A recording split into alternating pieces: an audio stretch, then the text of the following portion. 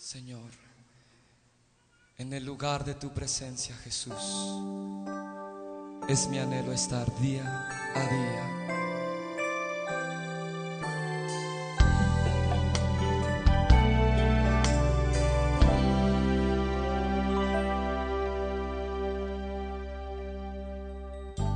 En el lugar de tu presencia quiero estar, contemplando tu belleza.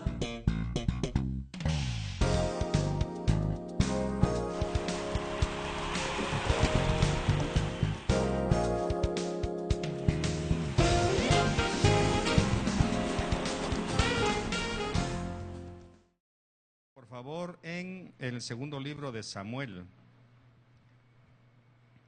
Segundo libro de Samuel, capítulo 6. Adoración genuina. Le hemos puesto a esta plática para que aprendamos algo más sobre la adoración, la alabanza. Capítulo 6 del segundo libro de Samuel, verso 12, en el nombre del Padre, del Hijo y del Espíritu Santo. Fue dado aviso al rey David diciendo: Jehová ha bendecido la casa de Obed-Edom y todo lo que tiene, a causa del arca de Dios. Entonces David fue y llevó con alegría el arca de Dios de casa de Obed-Edom a la ciudad de David. Y cuando los que llevaban el arca de Dios habían andado 6 pasos, él sacrificó un buey y un carnero engordado. Y David danzaba con toda su fuerza delante de Jehová. Y estaba David vestido con un efod de lino. Así David y toda la casa de Israel conducían el arca de Jehová con júbilo y sonido de trompeta. Espíritu Santo, gracias por tu palabra. Gracias por instruirnos y enseñarnos en el nombre de Jesús. Amén. La mayoría de cristianos han olvidado el deseo de Dios de que se le brinde una adoración como a Él le agrada. Lamentablemente hemos sufrido una simbiosis con respecto a la interpretación de la alabanza. Hemos tenido influencias de otras escuelas de pensamiento y lamentablemente la iglesia, el cuerpo de Cristo, no ha practicado una adoración de acuerdo a la voluntad de Dios. Por eso es importante saber lo que dice la Biblia con respecto a la adoración. Pero la mayoría de nosotros, los cristianos, y usted puede visitar cualquier iglesia y va a encontrar diferentes formas de expresión. La mayoría de las veces es como le gusta al pastor. O sea que se alaba de acuerdo al gusto del pastor, de acuerdo al gusto de los músicos, o de acuerdo al gusto de la organización. Aquí somos de tal corte, así que aquí, por favor, las muestras efusivas están prohibidas. Aquí somos ultraconservadores, así que aquí todos sentados y de tal forma. Otra escuela de pensamiento dice: aquí le damos libertad al espíritu, así que dele todo lo que usted quiera hasta que el Espíritu Santo decida. Y entonces se rompen moldes. Lamentablemente muchos de nosotros, o algunos de nosotros, venimos de diferentes escuelas de pensamiento teológico, en donde desde el principio que nos convertimos a Cristo, fuimos formados de acuerdo a la organización a la que pertenecíamos. De manera que en estos últimos tiempos en los cuales el Espíritu Santo quiere romper paradigmas, quiere establecer su voluntad, está encontrando resistencia. Y eso le pone freno a la expresión de la adoración a Dios. Tenemos un patrón común en la presentación del Evangelio. Un solo evangelio, un bautismo, ¿verdad? Una Biblia, una fe, como dice Pablo. Así que tenemos solamente un Salvador, que es Jesucristo, un bautismo que es por inmersión y una fe, que la salvación es por fe. Ahí estamos bien. Luego entramos en la teología de la palabra. Ahí empezamos a bifurcar. Hay quienes que antes de llamar a Cristo a alguien para que reciba la salvación, pues predican un mensaje. Nosotros lo hacemos antes del mensaje. El Espíritu Santo nos dice quién se va a convertir tal día, lo llamamos y no le preguntamos si quiere. Así que tenemos diferencias en esas cosas. Pero en donde no debiéramos tener diferencias es en la adoración, en la alabanza. Sin embargo, ahí está el problema. Y eso ha hecho que hoy por hoy tengamos un evangelio seco, árido. Una iglesia que ya no adora al Señor. Adoramos cualquier otra cosa. Yo creo que el Señor, antes de su segunda venida a recoger a su iglesia, tiene que ir purificando estas cosas. Por eso es que tenemos que tener mucho cuidado en estos últimos tiempos, cómo nos va a encontrar el Señor. ¿Cómo nos va a encontrar? Hay organizaciones que prefieren coros grandes, como conciertos de cámara. Otros prefieren la música suave. Pero ¿qué es lo que realmente quiere el Señor? Esa es la pregunta del millón. ¿Qué es lo que realmente quiere? Para empezar, tenemos que irnos a la palabra, porque si buscamos un referente, no lo vamos a encontrar. Vamos a encontrar diferentes expresiones, de acuerdo a la cultura, al tiempo o a la costumbre. Incluso lo podemos ver en la forma de vestir. Ya no nos vestimos como para ir a visitar al rey. No nos vestimos para cantarle al rey. No nos arreglamos físicamente para adorar al rey. Lo hacemos como una cosa más del culto. Lo hacemos como un relleno o como una entretención para la gente, para que la gente esté entretenida. Esto lógicamente, y con todo respeto, ha venido desde el principio de la fundación de la iglesia en nuestro país. No me interesan otros países, me interesa el nuestro, en donde las diferentes escuelas teológicas cimentaron esa alabanza. El tabernáculo de David no es una tienda, es un estilo de alabanza. Es una escuela que David dejó para el resto de las generaciones.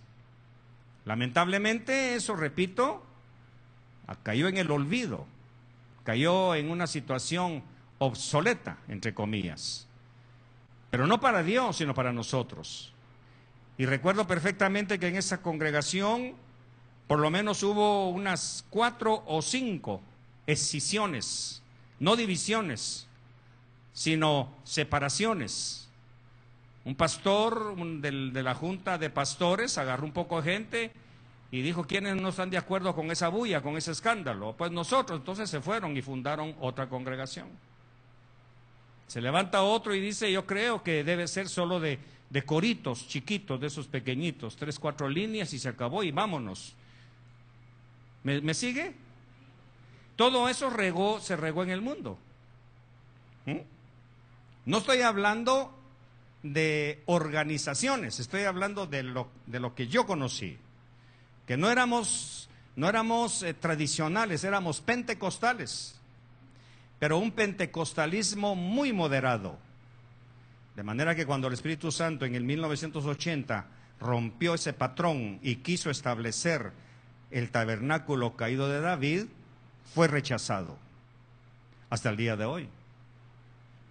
Irónicamente, algunas de esas congregaciones, el Espíritu Santo insistió y no pudieron frenarlo. Y 20, 30 años después, hoy están al mismo nivel en el cual ellos habían rechazado antes. Tuvieron que aceptar, otros no. Se asociaron con otras congregaciones de igual pensamiento y se quedaron ahí. Ahora el problema es, ¿de dónde viene usted? ¿De qué escuela de pensamiento viene? ¿Cómo fue su formación infantil o juvenil en la alabanza? Quiere decir que aquí mismo tenemos una mezcla de pensamientos en cuanto a la alabanza a Dios. Por eso es que a veces, y aquí se ha tratado de evitar que los directores quieran obligar al pueblo, alabe, alabe, cante, póngase de pie, dance, aplauda, no. Pero yo creo que el Espíritu Santo quiere esta noche ponernos a todos en el mismo sentir. Y volvamos a la raíz de la alabanza. En ningún lugar encontramos alabanza más que en la vida de David. Porque todos sabemos que David es un paréntesis entre la ley y la gracia. David tuvo la inspiración de parte de Dios de incursionar, estando en la ley, incursionar en la gracia. Tanto que Mical no lo entendió. Mical, su esposa, hija de Saúl, había crecido bajo el pensamiento teológico del templo, en donde todo eran cantos que hoy se llaman gregorianos, cantos sin instrumentos, cantos a pura voz, a capela, como se llama también. Y de repente Mical mira ese escándalo y usted sabe lo que dijo, se burló. El problema es que al haberse burlado de David o de un instrumento que Dios estaba empezando a usar para romper paradigmas, le cayó juicio de Dios, porque el Señor, aquí lo dice, la dejó estéril por haberse burlado. Eso quiere decir que cuando nosotros cometemos el terrible error de juzgar otras congregaciones, podemos quedar en algún momento estériles, no de tener hijos, sino ya sin frutos, porque no estamos entendiendo el aparente escándalo, la bullazón, lo que usted quiera, que se forma en lo que a Dios agrada. ¿A qué apelamos? Es que Dios es un Dios de orden y no de desorden. Muy bien, ¿cuál es el orden de Dios? ¿Cuál es el desorden de Dios? Lo calificamos de acuerdo a nuestra Real Academia Española. Inmediatamente en nuestra mente buscamos la acepción, desorden, ¿verdad? Y vamos a encontrar en nuestra mente lo que la Academia dice. Un concierto desordenado, algarabía, esto y lo otro, eso es desorden según la Real Academia. Pero ¿y qué dice la Real Palabra de Dios? Aceptamos más lo que dice la Real Academia, lo que dice el Instituto Bíblico, lo que dice el pastor, que lo que dice Dios. Yo creo que ya va siendo hora que la iglesia empiece a aceptar lo que Dios está pidiendo. Por eso es que lógicamente hoy tenemos un evangelio frío, congelado, de sueño. Un evangelio que no impacta. Porque ¿qué es lo que sucede cuando la iglesia realmente entra a la alabanza? Todos sabemos que la alabanza precede a la adoración. La misma Biblia dice que el Señor se mueve en la alabanza de su pueblo, no en los coritos, en la alabanza. Y la alabanza no son coros, no son canciones al amor, ni a la tristeza, ni al dolor. La alabanza es una palabra inspirada, mejor si es basada en los salmos o en la palabra, lo que se ha dado en llamar palabra cantada. ¿Ve? Han habido durante la historia focos de compositores. Jehová es mi pastor, nada me faltará. Salmo. Inspiraciones, pero muy esporádicos. Normalmente ahora se buscan canciones que impacten a las multitudes. El problema es que la alabanza no es para impactar multitudes, es para impactar el corazón de Dios. Pero eso no llena las iglesias. Eso no provoca avivamiento. Eso provoca algarabía. Lo podemos ver aún en nuestras congregaciones, que en la alabanza, mientras la música está en un creciendo, en un ritmo de 1, 2, 3, 1, 2, 3. Si pusiéramos el aparatito aquel, ¿cómo se llama? El metrónomo, pic, pic, pic, pic, pic, pic, todos estaríamos felices y al ritmo de este chunche. Pero ¿qué pasa cuando le bajamos ritmo? Se sientan, empiezan a bostezar, empiezan a ir al baño. Y el Señor, que supuestamente se movió en la alabanza, en la adoración ya no hay nadie.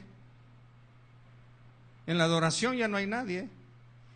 Y entonces hay un problema, que el Padre no busca alabadores. ¿Qué busca el Padre? Adoradores. Pero no hemos entendido que la alabanza es la puerta de entrada para que la adoración fluya. La adoración ya no es forzada, ya no es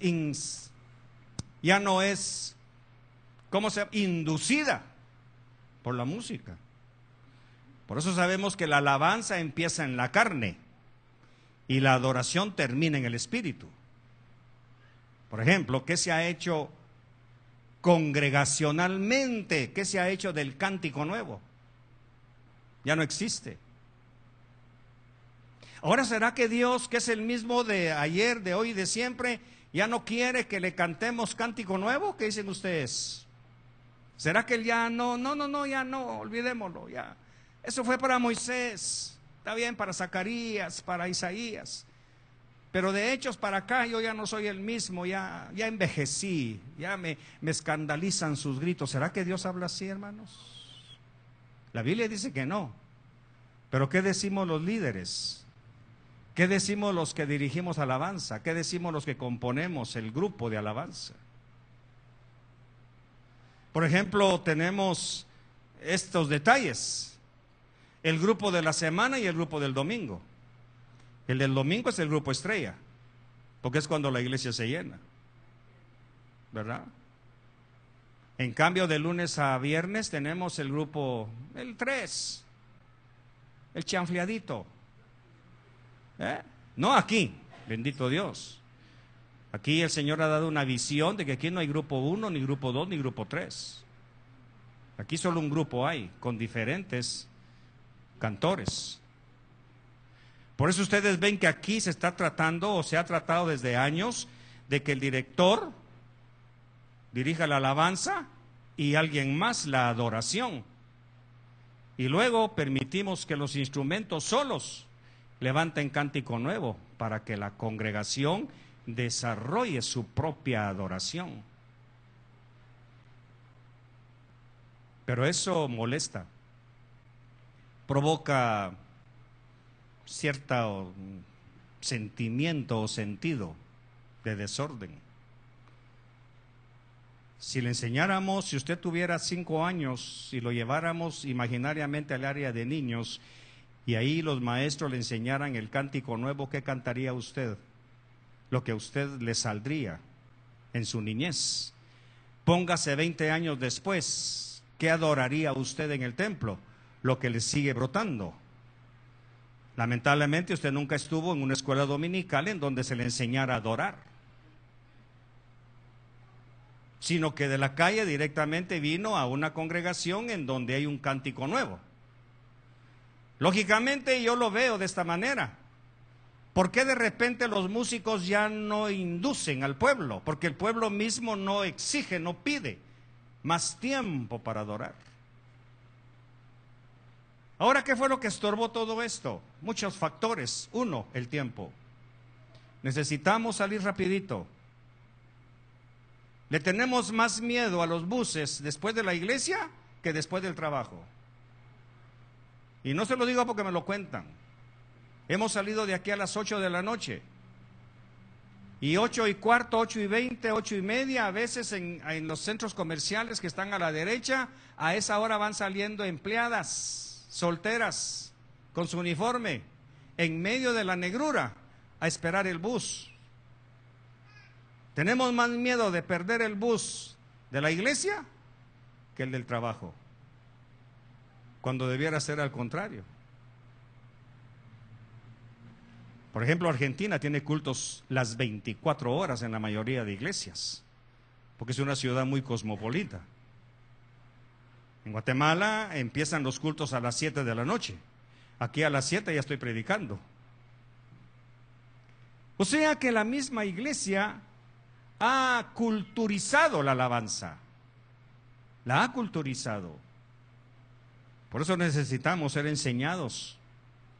Y como esta noche es de enseñanza, yo espero que todos pongamos atención a lo que nos enseña la palabra. Lógicamente la palabra necesita personas para enseñarnos. Y una de ellas es David. O mejor dicho, la persona por excelencia para enseñar la alabanza y la adoración es David. Fue el único que se atrevió. Después de David, se cierra el paréntesis, y el pueblo de Israel regresó a sus tradiciones hasta el día de hoy. Entonces tenemos, dice el verso 12, fue dado aviso al rey David diciendo, Jehová ha bendecido la casa de Obed-edom y todo lo que tiene a causa del arca de Dios. El arca todos sabemos que es donde reside la presencia de Dios. El arca, esa famosa cajita que todos se la disputaban en el antiguo pacto. Todos querían esa cajita. ¿Por qué? Porque allá adentro estaban las tablas de la ley, estaba la 10ª parte del maná que había caído en el desierto, y estaba la vara de Aarón, que significaba el poder. Quiere decir que Obed-edom está siendo bendecido porque primero tiene la palabra de Dios. Segundo, tiene el diezmo, el recuerdo de lo que Dios alimenta. Y tercero, tiene el poder. Pero haciendo un estudio que no lo voy a dar hoy, pero lo voy a mencionar de pasada, recordemos que cuando Salomón construye el templo, meten el arca. Y hay un pedacito ahí que dice, y en el arca no había más, no había nada más que las tablas y el maná. Ya los filisteos habían sacado el palito. ¿Y este palito para qué sirve? Recuerde que los filisteos, cuando toman el arca ya con Samuel, la abren y ven un polvito ahí todo regado. Ven 2 piedras. Bueno, las tablas de la ley, porque eso sí es universal. Pero el polvito lo soplaron y se perdió el diezmo. Hasta hoy, muchos dicen, el diezmo es de la ley. Pero no han leído que Abraham no es de la ley. Y fue Abraham quien instituyó el diezmo. Éxodo lo que hizo fue normarlo. Diezmarás así. Así que el diezmo no es de la ley. ¿Por qué? Porque los filisteos soplaron el polvito, que era el recuerdo eterno de la orden de Dios. Y pondrás en el arca un efa de maná. Y un efa es la 10ª parte de esa medida. Pero también pondrás la vara de Aarón que reverdeció, en la cual yo demostré que a Aarón yo le había dado el poder para hacer milagros. Así que la pondrás en el arca. Pero los filisteos sacaron el palito para ellos, que para nosotros sabemos perfectamente que era la presencia del poder de Dios. Cuando el Señor le dijo a Moisés, toca el mar. Fueron a sudar, fueron a brincar, fueron a hacer las cositas, fueron a mover las manos, no a danzar, fueron a imitar lo que está haciendo el artista o la cantante de turno. Pero terminado eso, empieza la palabra, se van. ¿Cuántos jóvenes han salido convertidos e impactados de ese lugar? ¿Dónde está esa tremenda juventud? Esos 7, 8, 9 mil jóvenes que se reúnen en un concierto de esos, ¿dónde están? Entonces hay un problema. David dice que le avisaron que en la casa de Obed-edom estaba prosperando a causa del arca de Dios. Entonces David piensa, el arca no es para Obed-edom. Edom es una nacionalidad, Obed es el nombre, él era edomita. Y se quedó el arca ahí por accidente. Recuerde que anteriormente Usa había tocado el arca y Dios Lo mató en ese momento y David quedó triste y compungido y se tuvo que ir vacío a su palacio a investigar cómo hay que mover el arca. Y le dicen, es que el arca no puede ir en carretas, el arca tiene que ir en el hombro de los sacerdotes. La presencia de Dios debe ser llevada en hombros de sacerdotes. ¿Pero qué son sacerdotes? Son personas escogidas entre los escogidos. Y subimos al púlpito, hermano, al lugar santo, en donde se atrae la presencia de Dios para inspirarla al pueblo. Traemos un montón de jóvenes, de gente que no tiene nada que ver con Cristo. Otros han rebajado más, que le pagan a los músicos por noche. ¿Cuánto me cobras por hora?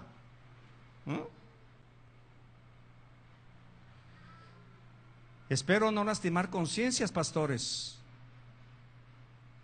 Como nadie dijo amén, doy por hecho que estoy lastimando conciencias, pero es palabra.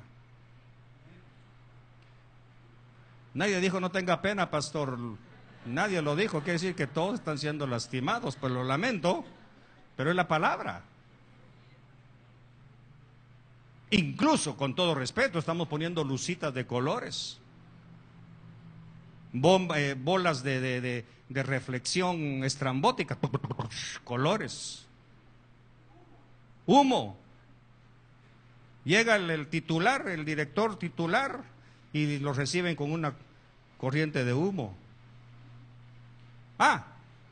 Y ahora más estilo, sin calcetines y sentado al estilo de los grandes artistas, con la camisa abierta y los pantalones rotos. Ahora dígame, ¿así se vestían los sacerdotes? Si un sacerdote hubiera llegado con la túnica rota a cargar el arca, otro usa, hermano. Dios hubiera dicho, momentito, aquí los chucos, no, aquí tienen que ser bien vestidos. ¿Y qué es ese problema? Y con todo respeto le voy a decir, Rogelio, que usted me dijo amén, la culpa la tienen los pastores. Por miedo a no tener ministros de alabanza, les toleran esas cosas. ¿Y qué decir de las cantoras? Todas chorreadas, enseñando las rodillas. ¿Cuántos peldaños le hizo Salomón a su trono? ¿Cuántos peldaños le hizo? ¿Cuántas gradas le hizo? 6. Y Dios había dicho, cuando subas a mi altar, pero Salomón se hizo su altar. ¿Dónde está eso en la iglesia de hoy, Omar? Ya no hay. Tristemente ya no hay. En consecuencia, lo que hay son actos, hay teatro, buenos sonidos, pero malísimos sacerdotes. Hay cantantes, no alabadores. No es tiempo de ese mensaje, pero usted sabe, ¿cuántos directores habían en este momento de la renovación de la alabanza? ¿Cuántos, Cristian? 3. Asaf, Emán y Jedutún. Se acabó. Y habían como 10,000 del coro, con 3 directores. Hoy todos quieren ser directores y ninguno quiere ser del coro. Porque todos están con su micrófono viendo al sonidista.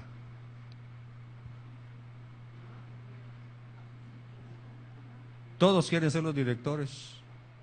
Y David solamente instituyó 3 para un montón de cantores. No estoy regañando, estoy enseñando. Pero todo maestro tiene que ponerse serio de repente, ¿verdad? Así que cuando habían andado 6 pasos, David sacrificó un buey y un carnero engordado. Engordado. No un piligüe ahí, ni un peligüey, no, un cordero engordado. Escogió lo mejor para Dios. El mejor canto, la mejor adoración, la mejor alabanza. Algo que exalte el nombre de Dios. Y David danzaba con toda su fuerza delante de Jehová. Mire, no estaba bostezando, ni con las manos flojas, ni con el pie, mientras mensajeaba. Aquí David no tiene el celular, hermanos, ¿sabe dónde lo dejó tirado? Y empieza el hombre, pero todavía no está entonado, aquí apenas empieza. Dice que estaba David vestido con un efod de lino, y David no era sacerdote. Según la ley no se le permitía usar el efod. ¿El efod para qué servía, Miguel? Para profetizar. Recuerde que el efod tiene las piedras, representando a las 12 tribus de Israel. Por eso cuando en una ocasión lo estaban atacando en una guerra, le dijo al sacerdote, Abiatar creo, tráeme el efod. Y Abiatar se asusta. Tú no puedes usar el efod. Tráeme el efod, le dijo. Necesito preguntarle algo a Dios. Mire David cómo rompe conceptos. Ahora lino, todos sabemos, el Apocalipsis lo explica. ¿Qué es el lino? El lino son las obras de los santos. Por eso el Señor va a venir por una iglesia vestida de lino fino, que no se arruga. Pero le voy a decir una cosa. En Guatemala en algún momento usamos lino para el verano, quizá. Yo lo usé en algún tiempo. El problema del lino es que yo manejo media cuadra y inmediatamente se hacen líneas en el pantalón. Y el Señor viene por una novia sin arruga, pero vestida de lino. ¿Cómo debe permanecer el sacerdote vestido de lino? De pie. Y la Biblia dice en Deuteronomio que ante las canas te pondrás de pie. Y Apocalipsis dice que el anciano de días, ¿quién es? ¿Quién es? Es Jesús. ¿Cómo hay que permanecer entonces, mis queridos adoradores, delante del anciano? ¿Qué dice Deuteronomio? Ante el anciano, ante las canas te pondrás de pie.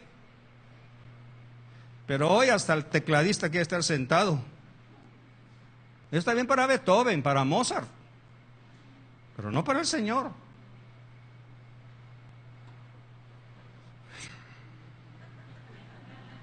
Ya solo me quedan 7 minutos. Entonces David iba vestido con un efod de lino. Verso 15. Así David y toda la casa de Israel conducían el arca de Jehová con bostezos y medio dormidos, repitiendo el chorizo que se desayunaron. Así dice, con sonido de trompeta. No con bulla, con sonido de trompeta. Ahora imagínense esos instrumentos en ese momento. ¿Qué pasó con David? Aquí está. Así David y toda la casa. Pero verso 16, cuando el arca de Jehová llegó a la ciudad de David, aconteció que Mical, hija de Saúl, miró desde una ventana y vio al rey David que saltaba y danzaba delante de ella, delante del director de alabanza, delante de Jedutún, de Asaf, de Emán, pues, ¿delante de quién? Delante de Dios. Delante de Dios. ¿Delante de quién canta usted? Directores, ¿delante de quién están ustedes ministrando? ¿Sabe qué significa la palabra ministrar? Es servir. No es cuelludo. No es el escogido. Bueno, de alguna manera es el escogido, pero para que sirva. Pero tristemente, ahora se estila que los directores tengan su botellita de agua. Igual que Arjona. Y entre canto y canto, su botellita de agua Evian.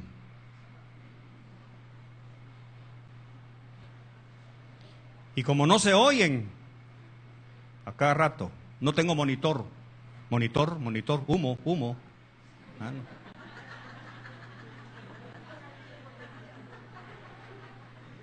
Ay, hermano, diga conmigo, qué mal estamos.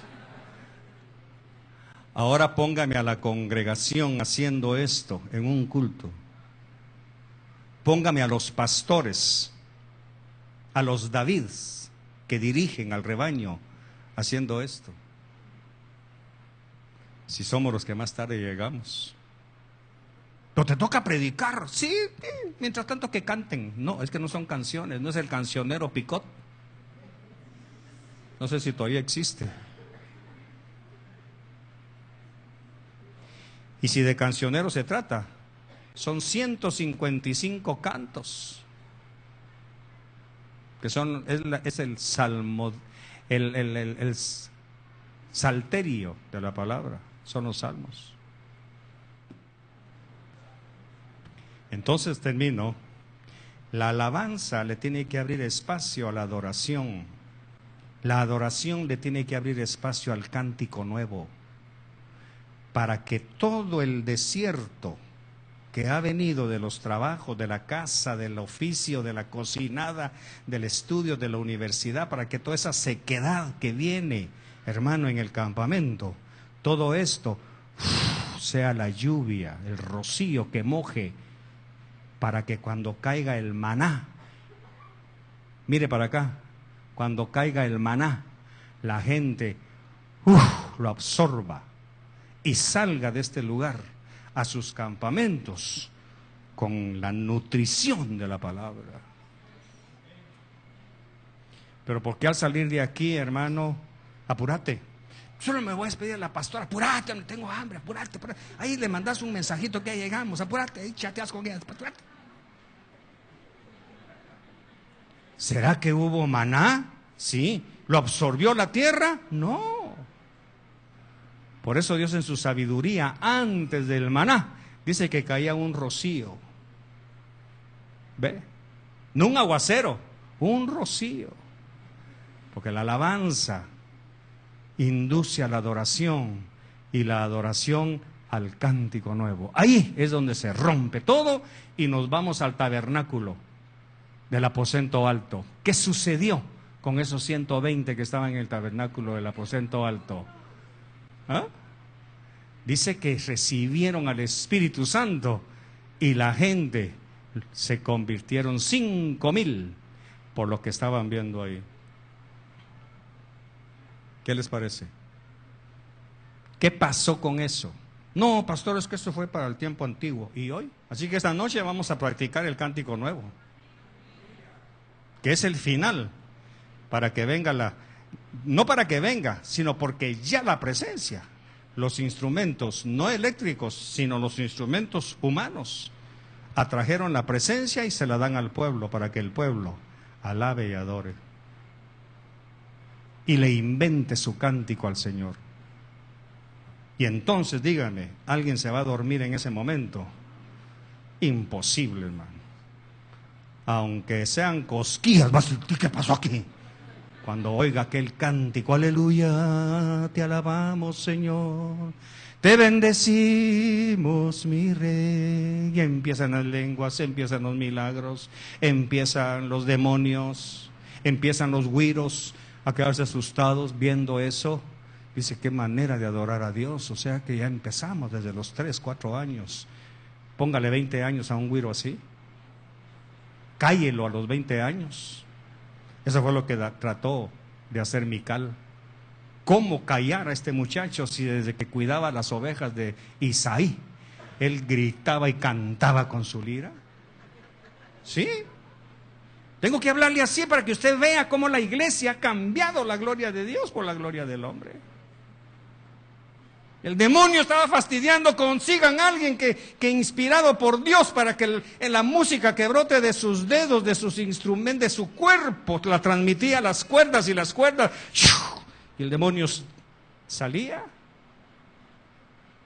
¿Cuántos demonios tendremos aquí porque la música ni pío les hace, hermano? Demonios de ira, de orgullo, de petulancia, de soberbia, de arrogancia. Amén.